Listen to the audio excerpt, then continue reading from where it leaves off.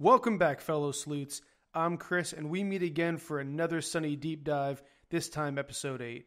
And I was pretty excited to see that our episode 5 theory was correct, and Hiromasa was the man in the cabin and Masa's biological father. Now, this episode gave us a lot of insight into Masa's life before Suzie. For instance, we find out his relationship with his father was the root cause of his isolation, and the deathbed rejection was the final nail in that coffin.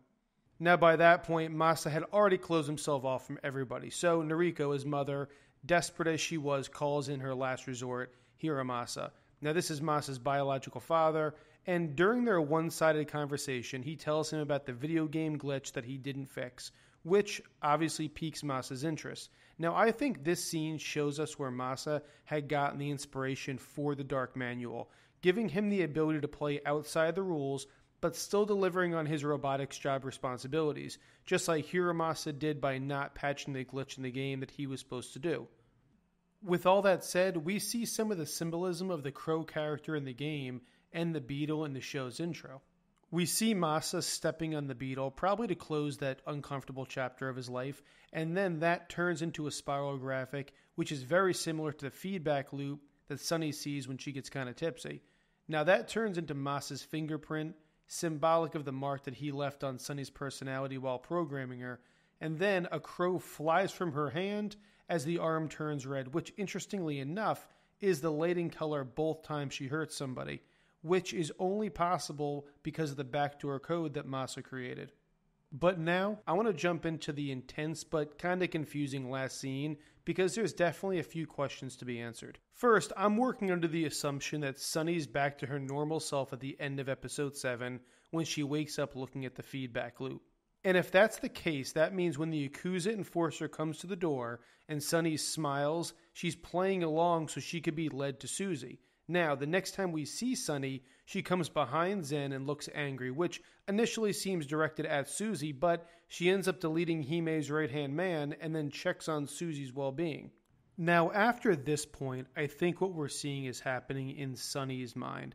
The alarm and the red light is a flashback to the first time Sunny killed someone in the yellow room, and we see this during the opening scene of episode 1. Then we see the floor digitally begin to fall away, causing Sunny to fall into the abyss.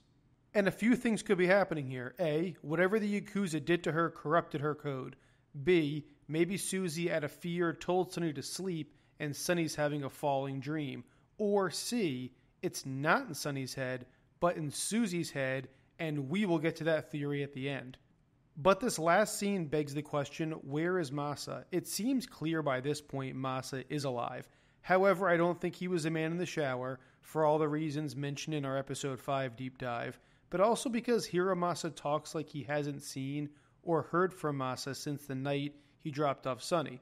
If he was staying at the cabin, even from time to time, it's unlikely that Hiromasa would have no idea. The other question is, was he with Zen, and if not, why?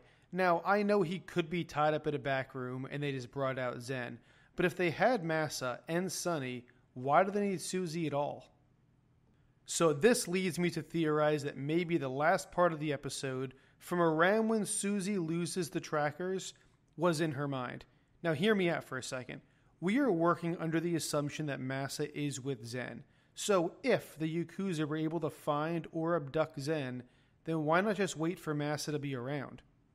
Second, Zen's behavior was odd for a kid who hasn't seen or spoken to their mother in weeks. He just stands there. He makes no attempt to run to her or even speak to her. As a matter of fact, the only time we hear Zen is when he's calling for her when she's running through the corridors. But even that sounds almost pre-recorded. She can hear him clearly despite running down hallways and changing distances between them. Now, this could be a stretch, but with Suzie being such an unreliable narrator throughout the series, it's not that out of the question.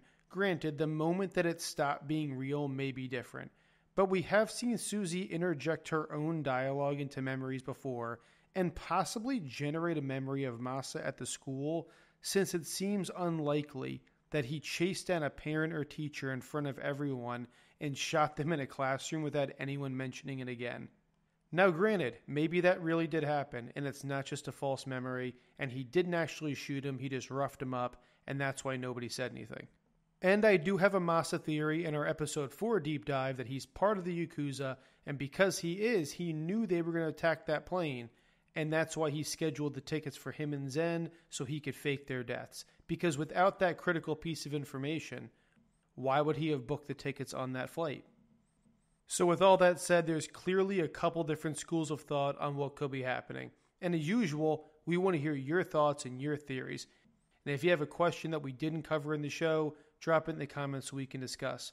And if you like what we're doing, let us and the algorithm know by liking and subscribing. Until next time, stay sleuthy.